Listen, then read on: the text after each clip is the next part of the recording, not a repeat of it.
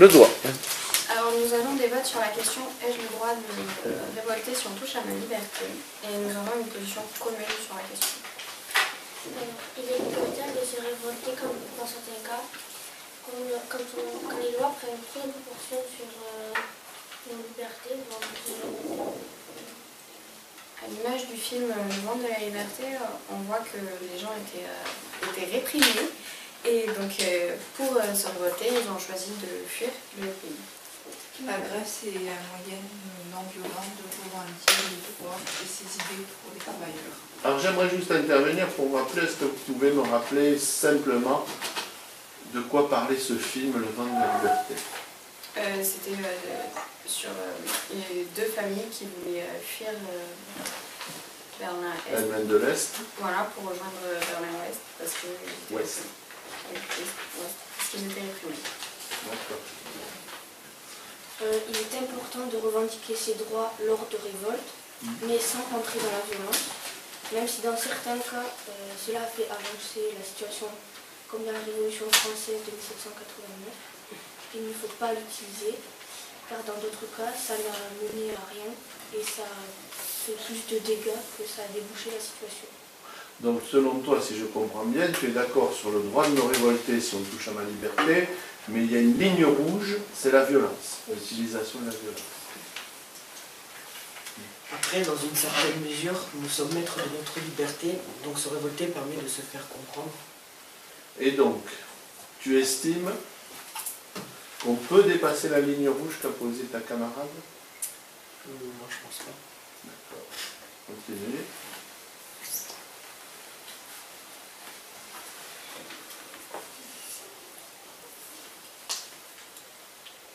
Moi, j'aimerais revenir, puisque tu as fixé une ligne rouge, sur la notion de révolter.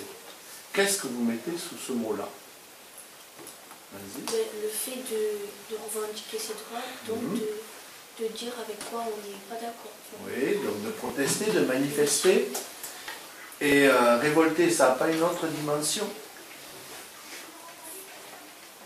Vos camarades l'ont expliqué par rapport à la Révolution française ou la Révolution russe, par exemple.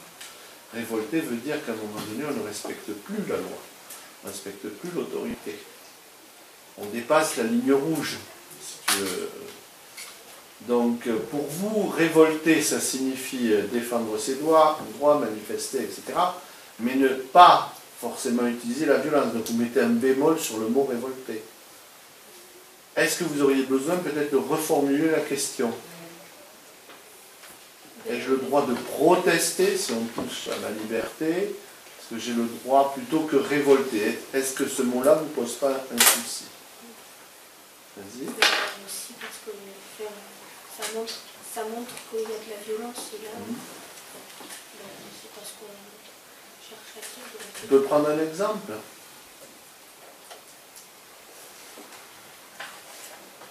Quelqu'un d'autre peut intervenir. Hein?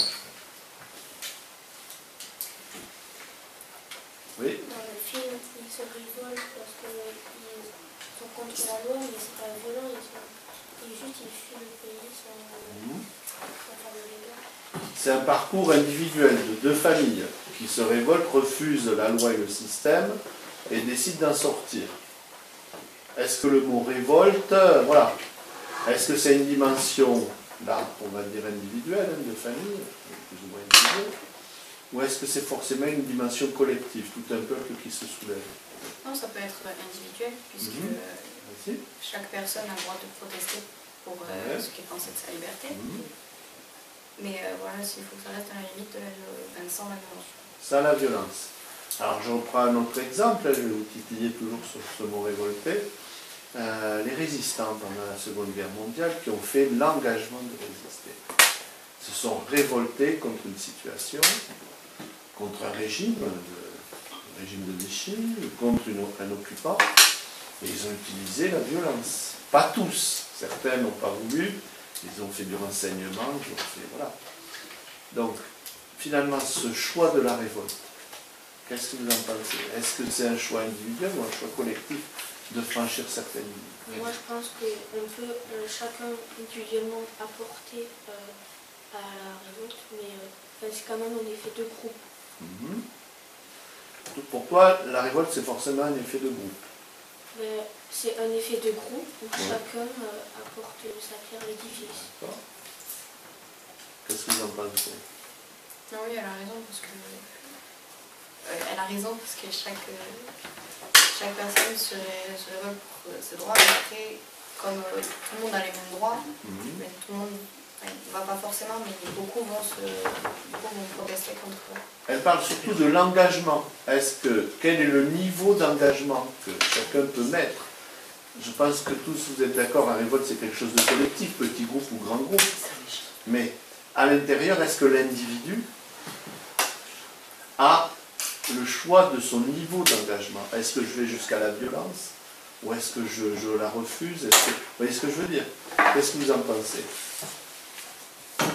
Moi je pense qu'il y a le choix parce que du coup, comme pour la résistance, il y en a qui ont choisi juste de donner des informations et donc d'être non violents. Donc c'est chacun par rapport à ses barrières morales qui choisissent à quel point ils protestent. D'accord. Je suis d'accord. Qu'est-ce que tu peux apporter comme autre élément? Je n'ai pas d'idée. Donc vous estimez que... Continuez, poursuivez.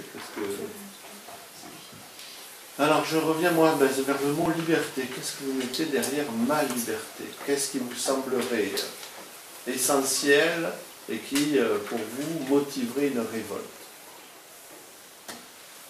Est-ce que vous avez des exemples ou est-ce que vous avez des références dans la tête qui fait que vous direz là, je n'accepte pas, je me révolte?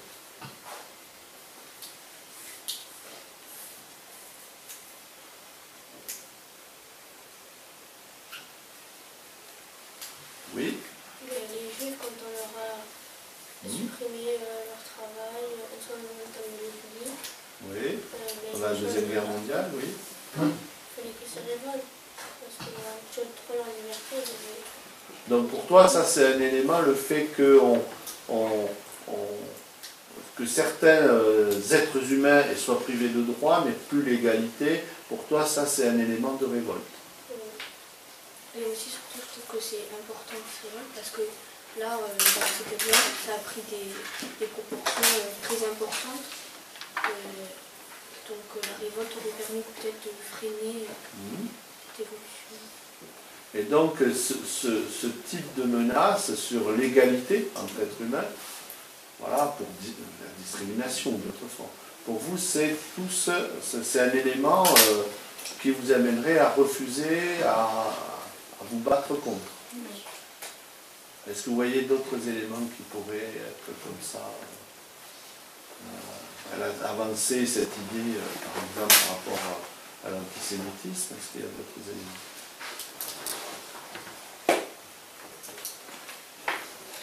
Non? Alors, il vous faut conclure. Allez-y.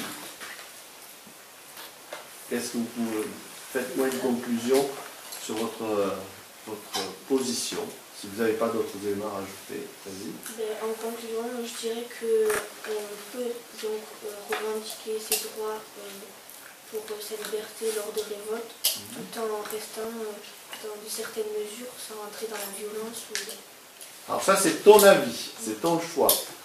Mais est-ce que tu pourrais franchir cette limite? Ou est-ce que voilà. Est-ce que tu penses que tu pourrais la franchir? Les autres, elle a avancé une position. Dans certaines conditions, elle serait peut-être franchissable, mais il faudrait qu'il y ait vraiment des conditions. Voilà. Donc finalement, est-ce que vous diriez qu'il faut rester maître de son choix personnel? Oui. Par rapport à ce genre de posture, où il faut suivre le groupe? Non, il faut rester dans sa barrière morale à soi-même. C'est bon?